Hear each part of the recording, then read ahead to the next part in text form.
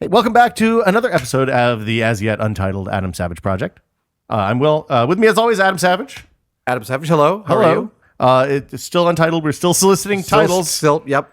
We're waiting for the perfect one at this point. It's like naming a baby. Norman Chan, how are you doing today, sir? I'm doing all right. It seems like I just saw you moments ago. Yeah. Some people don't name their babies for a few months. Can you do that? Not have a name You can actually. on a birth certificate. I also know people that have changed their baby's name after a Do you have couple to go to years. a I don't know judge, if or can you just... Yeah, no, you have to do an official name change at that point. Once you fill out that birth certificate, it's done. Yeah, exactly. Social Security It's a good deadline. Gets you to commit. We actually, one of my sons is named Riley, Reilly. We were originally planning to name him Riley. Okay, like life of... Right. rather than- okay. But the moment we met him, when we were filling out the birth certificate, we were looking at him, we're like, that doesn't look right. And It just then you didn't could work tell. for him. Yeah, we just could tell. We were both, so we changed it. Well, I mean, the naming of a human being, like naming a dog is scary, but naming a human being, you have to really... Well, I mean, but naming a pet is a commitment. You're going to call the pet by that for like 12, 13 years. Also, naming a pet is practical because certain animals can respond better to certain Right, so syllables you do- right. and sounds. Yeah. But naming a human being, like, well, our friend Gary is about to have his first child, and well, at least that he's aware of.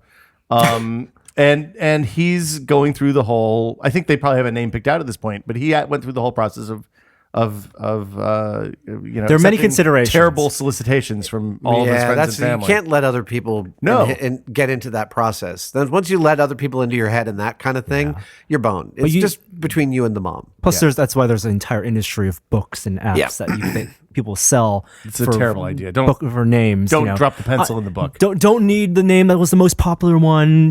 This year and yeah. That's actually what killed. We got a second dog a few years ago, a little wire terrier, and we named her Maggie. It worked perfectly, and I gravitated towards the name because I like names with a lot of nicknames. So we call her Mags, Maggers, Magalicious, Magpie, and then I looked it up on something. It's like the second most popular dog name. I hate being part of the zeitgeist. You were above Spot and Rover, so No, Max. Max is the. Max, really? Yeah, Max is like the dog name. I wonder if you could look through those names and how that would be a reflection of culture. Just like fashion. Yeah. There are articles every year because somebody releases a list of the most popular Social baby Security names. That Agency name does, yeah. There's an app for it too. Is there really? Yeah, you can. We did an app of the day with it and found out the relative popularity of our names over the last 100 years. It was very interesting. Will Your names have both been all three of our names have. Well, so my first name is Verlin, though. It's a family name from North Carolina, like Berlin. I'm scanning for jokes. I can't come up with anything. People mispronounced it in really creative ways. Don't all be a through bully, Adam. school. I was just thinking, actually, someone was like, "Well, yeah, those are made by gophers or voles," and I just said, honestly, I know that they don't know what they're called, but if they did, I think voles would be pretty pissed off. They'd be like, "What the hell? Voles You are- get to be called gophers, which just sounds like you need a cuddle." This is a little bit touchy for Will because he went to University of Tennessee and they're the Vols. Oh, Yeah, the Volunteers. It's a shortened Vole. version of the name. see, vole sounds like something you go to the doctor to have removed with the laser. No, those are maybe. I like things that start with V for fairly obvious reasons, people. Look, once your feet go Verlin, then you Yeah, have to have them scraped. Oh man! So this is a good time to talk about this week's topic: bullying. My middle name is Whitney. That's a good, but that goes both ways. Yeah. That's awkward. And with Adam Savage, the kids would call me Adam Sandwich. I can see that. How? I mean, you'd think with a name like Savage, though, you'd have gotten a pass. Does anyone get a pass? No one ever gets a pass. Find me do the they? person that got a pass. I remember, I remember you used to get teased because you'd be caught picking your nose. Yeah. But then there was a kid who picked his nose just so much that it was like a point of pride. And he owned had it. a nickname, Yeah, it's like- Diggum Smacks.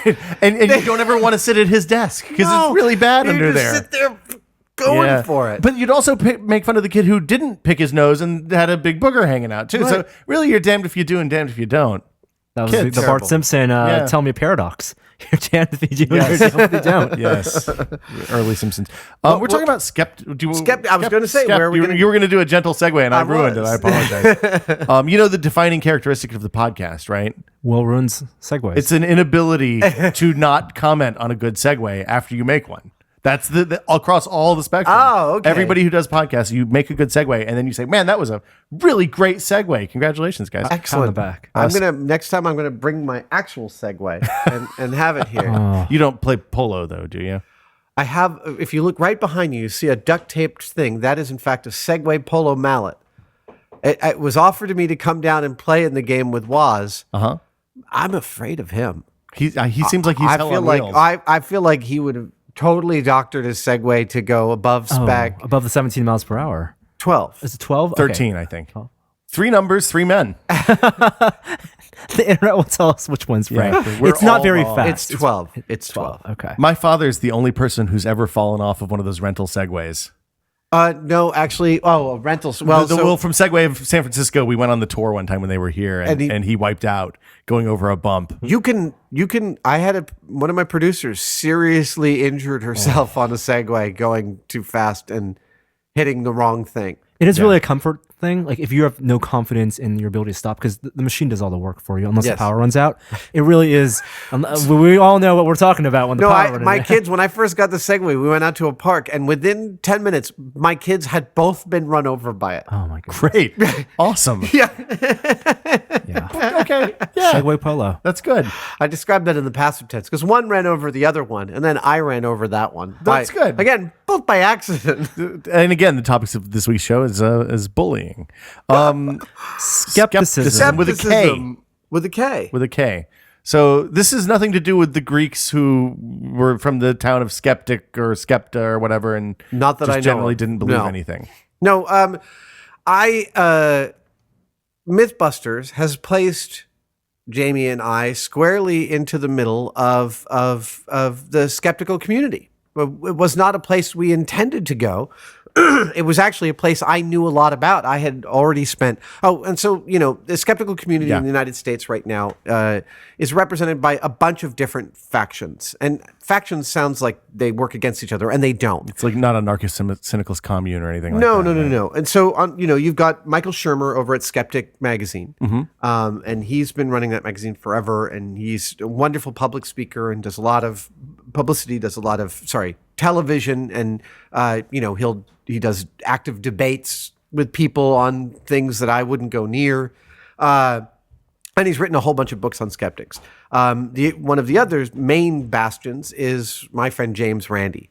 Now, James Randi was a magician, and he was effectively the David Blaine of the 50s and the early 60s. The Amazing Randy. Amazing Randy. And he did things like escape from a straitjacket over Niagara Falls and set the world's record for holding his breath, and really considered himself an inheritor of Houdini's mantle. Yes. My first exposure to James Randi was, I think, 1972 or 3 when he appeared on Happy Days helping Fonzie do the milk can escape. But somewhere in 2004 or 2005, Randy called me up. And hi, Adam, it's James Randi. I was like, wow, hi. And he said, listen, I do this thing called The Amazing Meeting every year in Las Vegas. And I'd be really honored if you would come and Jamie would come and speak at it. You guys are my heroes. And I was like, fuck you, James Randi. I can't be your hero. You're like my hero. I'd already spent dozens of hours at the James Randi Educational Foundation's website looking at the history. I mean, I'm bouncing all around. The thing is that feeling like an inheritor of Houdini's mantle, Randy takes it very seriously that he makes magic, but it is a manufactured perception of magic.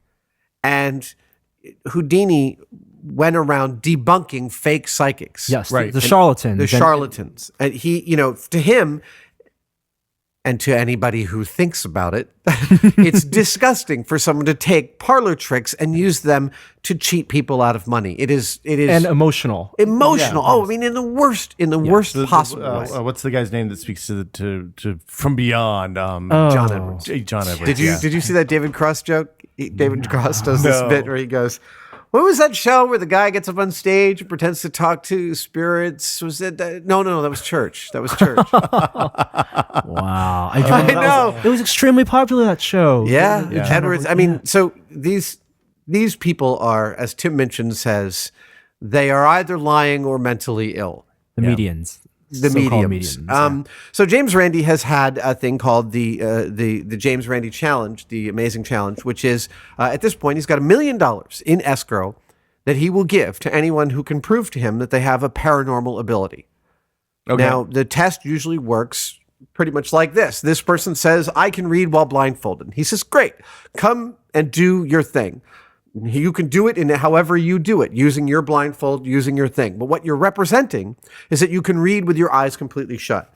So after you do it your way, you do it our way. And they tell the people what to expect. We are going to we're going to glue your eyes shut. Then we're going to tape with a medical adhesive that we can take off when we want to. Then we're going to tape them. Then we're going to put black tape over it. Then we're going to put tape around it and a blindfold. Then we're going to cover your head with a bag. And then we're going to hand you a newspaper and see if you can read. And shockingly, they couldn't. You know, the $1 million is still in the bank account. Safe. The safest $1 million Yes. in the world right Houdini now. did the same thing. He would go to mediums and debunk them.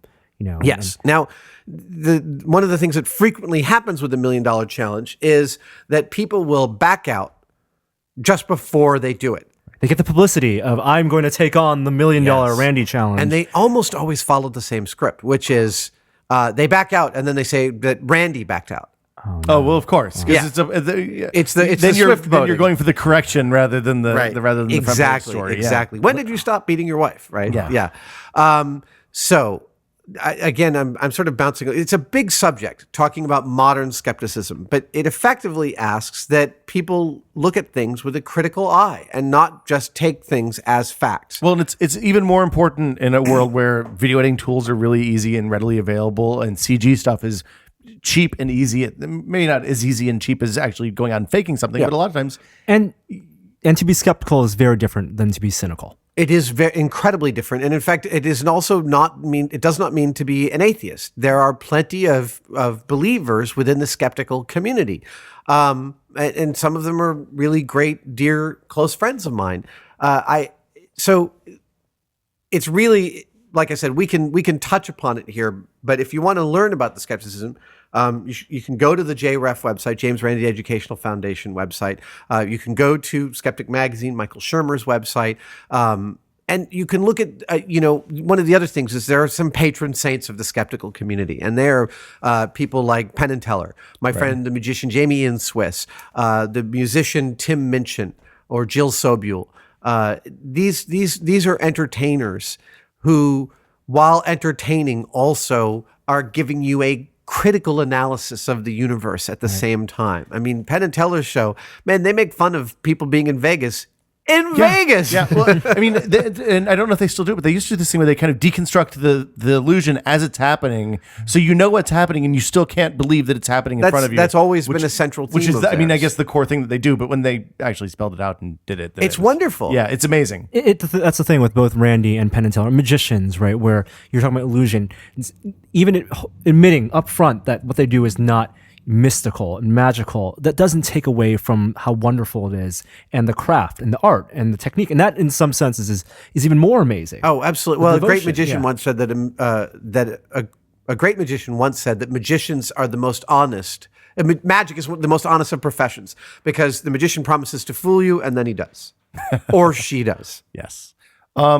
Does skepticism include the things like Richard Dawkins and the? Oh, absolutely. Sorry, Dawkins is absolutely one of the god figures of the skeptical movement, and so was the late Christopher Hitchens. Right. I once sat next to Hitchens at a panel at the amazing. So also James Randi's group gets together in Las Vegas every year. I wasn't able to be there last year because of a wedding. My best friend's wedding. I'm not able to go this year because it's Comic-Con weekend, which is killing me. I plan to go next year. I've been there 4 or 5 times, and it's always an amazing, amazing gathering. I've made some of my best friends in the world at this place. People like the Bad Astronomer, Phil Plait, Jamie and Swiss, Penn and Teller, Eric Mead. Some of these people are just some of my favorite humans in the world. And the great part is that they all I shouldn't give that away. No, I will tell. There's a skeptical meeting in Vegas, and they always get block discounts for the rooms, but it's in Vegas. They're getting a discount because the casino hopes they gamble, but they're skeptics, so none of them are gambling. It's the old Comdex joke where the IT guys go to Vegas and you go to the casino during Comdex and there's nobody there. It's empty. Right. There's a couple of grandmothers and nobody else.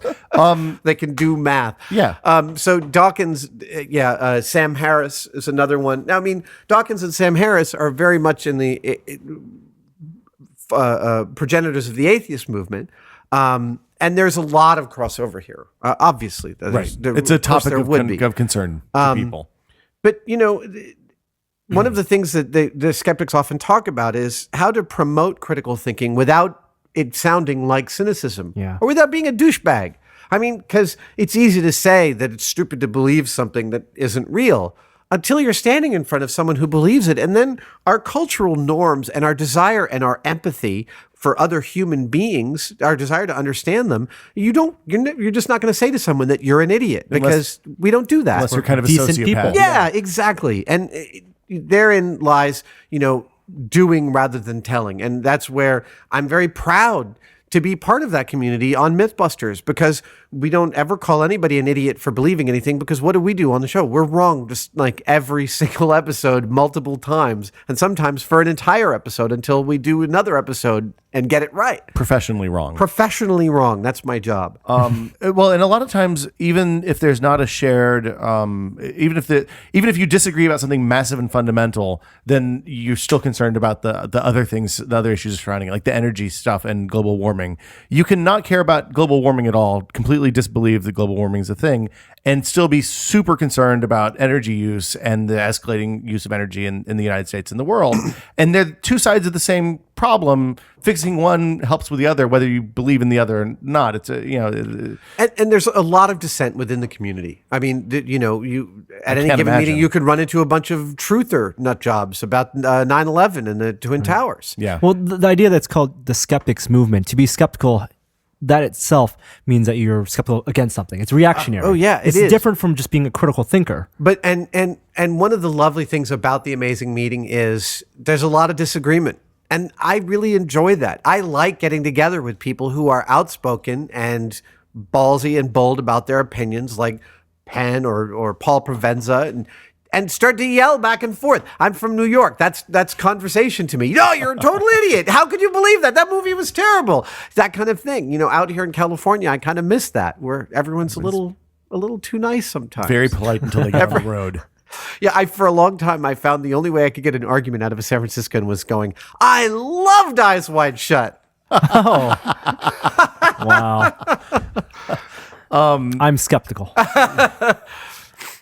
And on that note, I think that's it? Yeah, we're at 20 minutes. Well, But, the you clock said, runs for a few minutes before we start. Oh, well, where can other people find more information about this? We should post it after this podcast up on Tested, but the James Randi site, jref.org, Michael Shermer's site, Skeptic, also Richard Dawkins. Reading any Richard Dawkins, reading Christopher Hitchens is just a wonderful exercise in reason and clarity, honestly. Sam Harris has written some beautiful books.